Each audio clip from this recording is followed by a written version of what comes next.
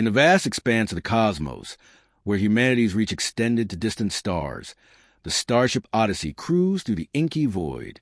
Its mission, to safeguard human colonies and foster alliances with extraterrestrial civilizations. Commanding this vessel was Captain Maria Ironclad Rodriguez, a woman whose reputation for unwavering resolve had earned her the moniker. Captain Rodriguez stood on the bridge, her gaze fixed on the holographic star map. Her olive-toned face bore the lines of countless decisions made under pressure, and her dark hair was streaked with silver, a testament to years spent navigating the uncertainties of space. Captain, called Lieutenant Priya Kapoor from the communications console. Her voice, tinged with the melodic lilt of her Indian heritage, carried a note of urgency. Rodriguez turned, her sharp eyes meeting Kapoor's. "What is it, Lieutenant?" "We've received a distress signal from the Viridia colony," Kapoor reported. "They're experiencing unexplained fatalities following first contact with an alien species identified as a xylith." A frown creased Rodriguez's brow. "Set a course for Viridia immediately." At the helm, Sergeant Jack Wildcard. O'Reilly flashed a roguish grin. "Time to see what the fuss is about," he quipped, his Irish accent adding a playful cadence to his words. Within hours, the Odyssey entered Viridia's orbit. The once thriving colony now lay shrouded in an eerie silence, its communication channels eerily quiet. Dr. Elias Ngugi, the ship's xenobiologist, joined Rodriguez in the briefing room. His Kenyan heritage was evident in his rich baritone voice and the intricate tribal tattoos that adored his forearms, a blend of tradition and modernity. "Captain," Ngugi began, "preliminary reports suggest the xylith deployed a neurotoxin, claiming it's lethal to all known species." Rodriguez's eyes narrowed. "And our people?"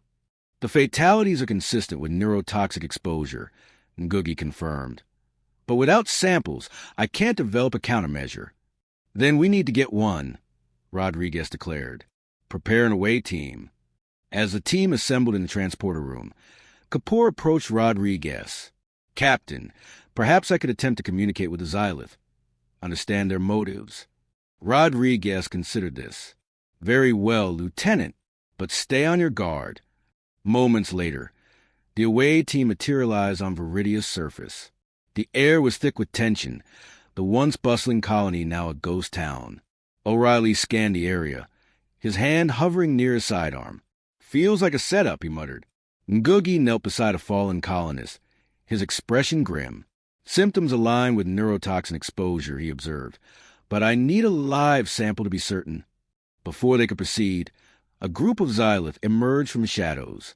Their chitinous exoskeletons gleamed under Viridia's twin suns, and their multifaceted eyes regarded the humans with cold detachment. Kapoor stepped forward, her demeanor calm yet assertive. "We come in peace," she began, seeking to understand the cause of these tragic events.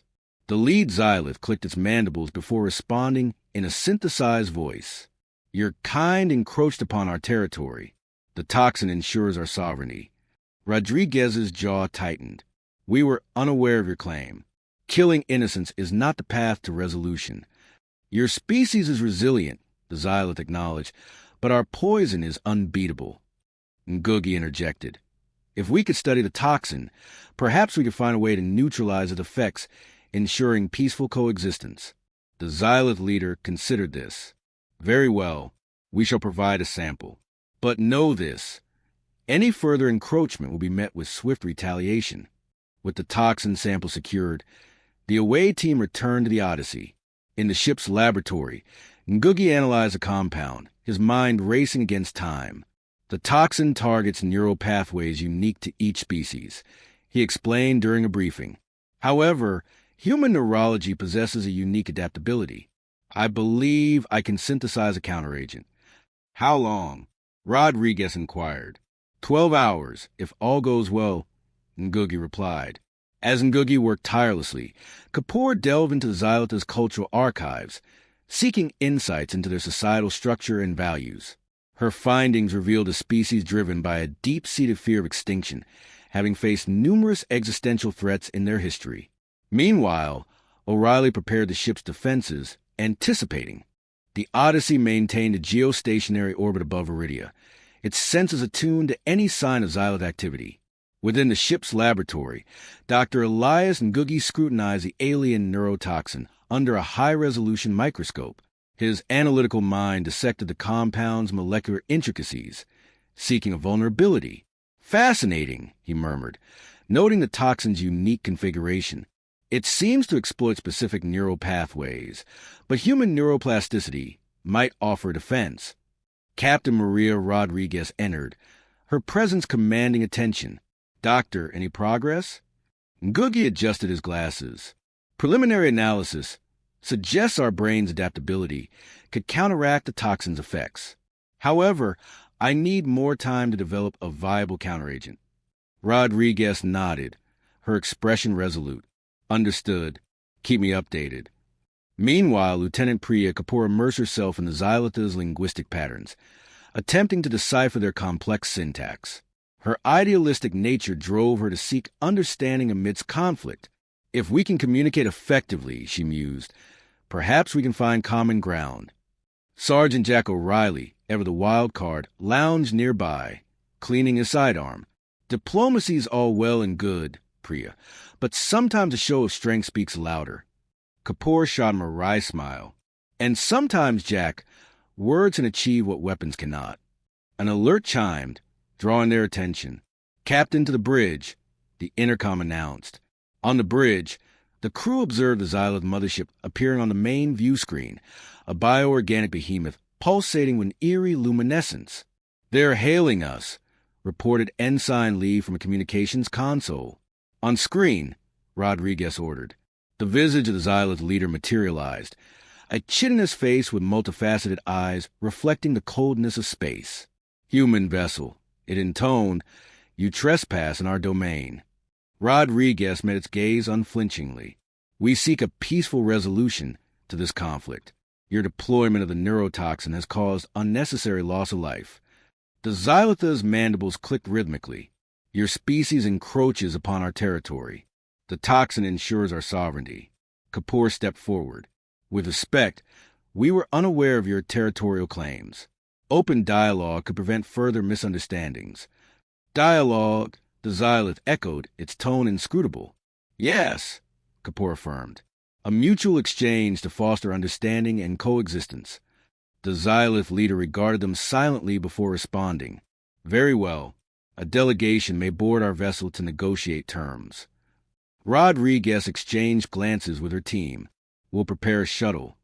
As they ready for departure, O'Reilly secured a concealed blade to his boot. "Just in case their hospitality wears thin," he remarked. Ngugi handed Rodriguez a vial, an experimental counteragent. "It's untested, but it might neutralize the toxin's effects."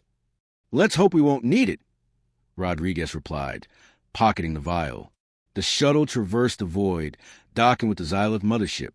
The interior was a labyrinth of bioluminescent corridors, the air thick with an unfamiliar scent. Xylith escorts led them to a chamber where the leader awaited. "State your terms," it commanded. Rodriguez spoke with measured authority. "We propose a cessation of hostilities and the establishment of a demilitarized zone between our territories." The Xylith leader's antennae twitched.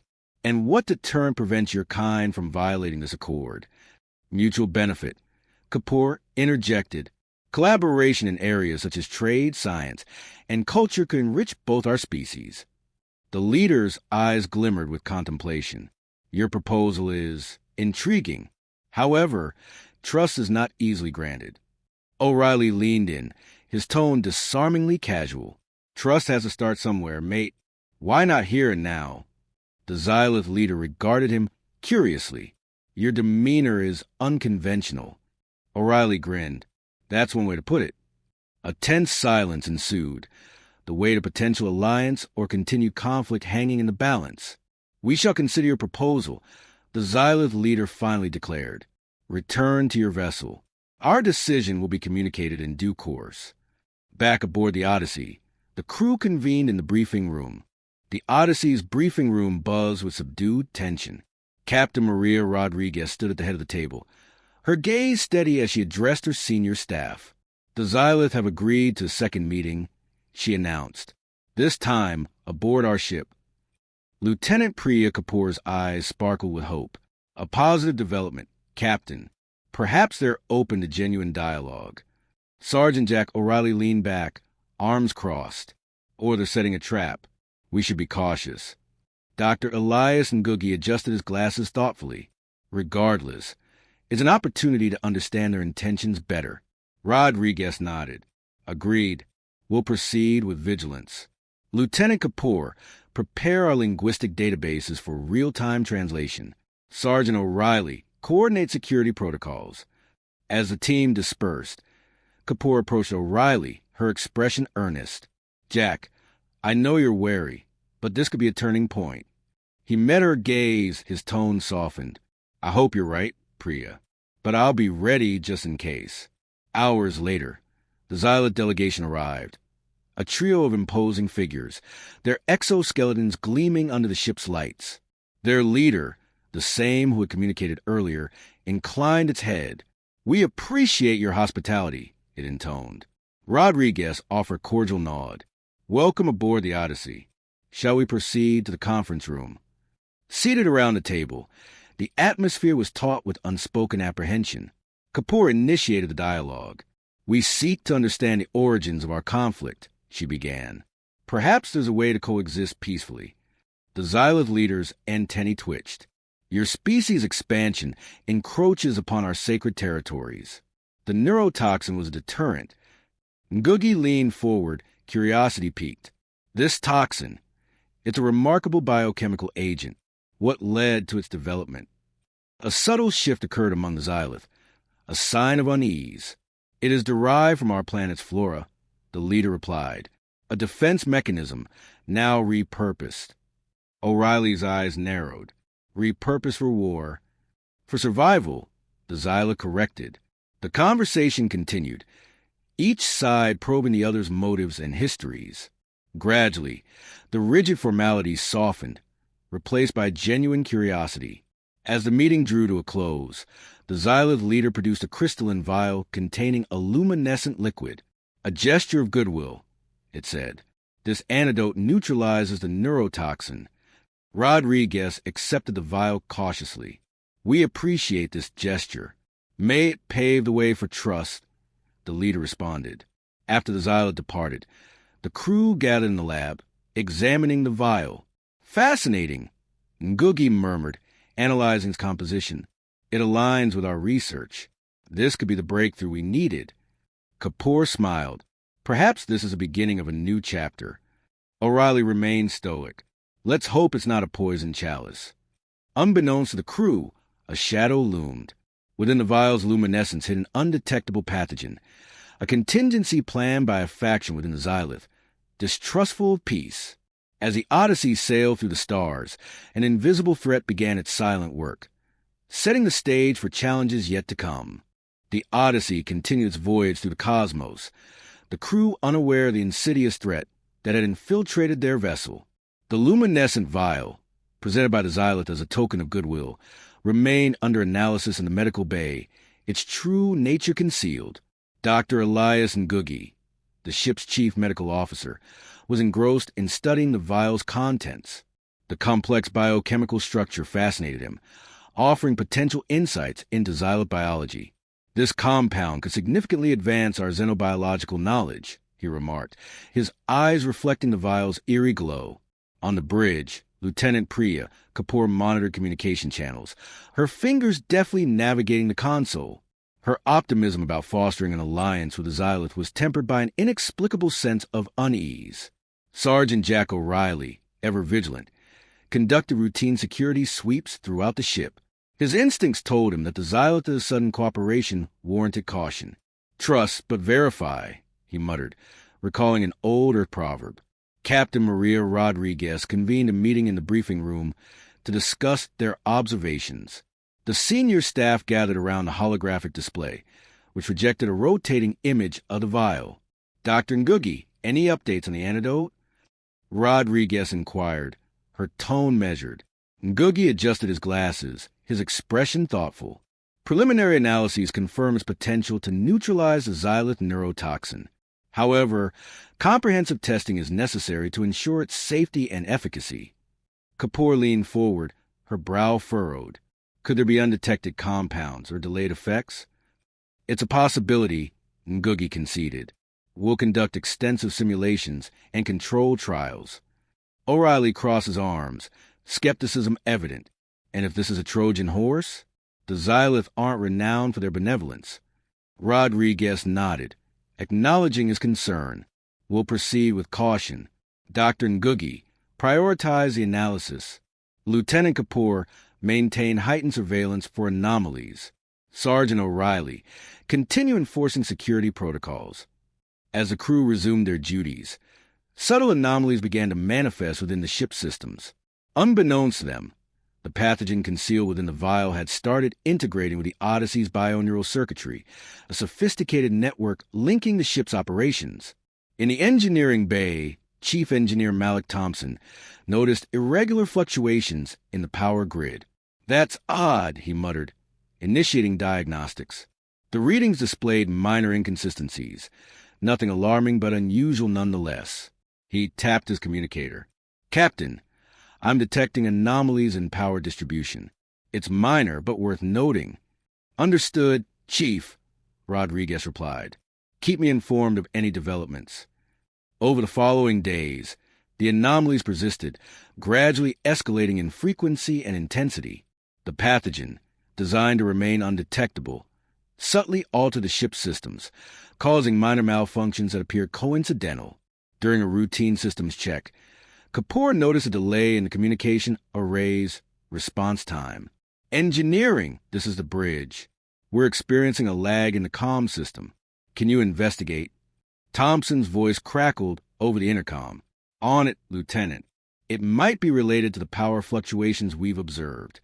In the medical bay, Ngugi observed unexpected readings from the bioneural interface monitors. "Curious," he murmured, initiating a deeper scan. The data suggested low-level interference, but its source remained elusive. O'Reilly, perceptive as ever, sensed a growing unease among the crew. He intensified security drills, emphasizing readiness for any scenario. "Stay sharp, everyone.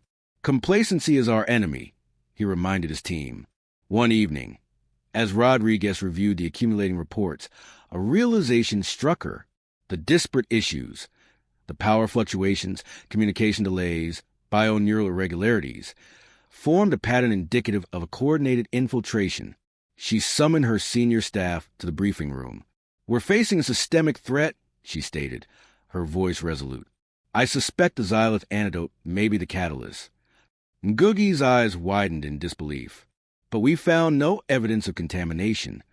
Perhaps it's something unprecedented," Kapoor suggested, her tone tinged with concern. O'Reilly clenched his jaw. "I had a feeling we couldn't trust them." Rodriguez raised a hand to quell the rising tension. "Assign all available resources to identify and neutralize this threat. We must assume it's an advanced form of sabotage." As the crew mobilized to counter the unseen enemy, the Odyssey's journey became a race against time. The pathogen's influence spread, compromising critical systems and endangering the lives of all aboard. In the heart of the ship, Thompson and his engineering team worked tirelessly to isolate the corrupted circuits. Sweat dripped from his brow as he barked orders. "Reroute power from the affected grids. We need to contain this before it cascades." Ngugi collaborated with medical staff to monitor the crew's health, vigilant for any signs of infection.